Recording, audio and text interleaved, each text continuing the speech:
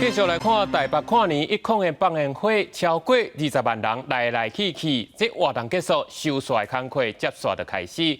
环保局是拢总出动785个清洁人员，清出25栋的粪扫。目前是剩舞台部分，按算明仔透早6点进前，就当拆刷恢复交通。东区，然后离开，赶快，而且往后走，往后走。台北102跨年活动结束，元旦即天，拆除102跨年舞台的业者，规工拢咧无闲拆除作业，边仔嘛围开封锁线，爱经过民众唔通越境，才袂危险。我们从马来西亚来这边，就是要来这边拍照，而且然后就施工。就没办法在那边拍美照。原本是想要在这边，然后拍101，然后打卡这个彩虹道，然后今天就感觉不是很方便。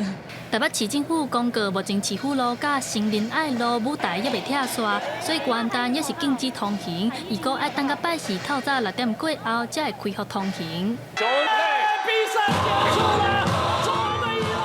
也若即届台北市跨年烟火吸引超过20万人去看，活动一结束，收煞的工课随开始。台北市环保局表示，跨年活动结束，就随派785个清洁人员、44台清洁车去做清理作业，拢总清出来25栋的粪扫。环保局嘛学了民众愈来愈有环保意识，照期间分类，免1点钟的时间，清洁人员就甲活动现场的粪扫整理好势。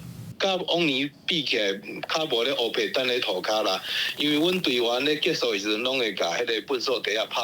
另外，台北市环保局表示，跨年暝毛掠着9件乌白档熏头的违规，其中8件伫咧夜店门口，1件伫咧大巨蛋。环保局提醒民众，若是乌白档熏头，会当罚3600至6000块的罚金，提醒民众唔通违规。记者戴阿选、谢桂林台北报道。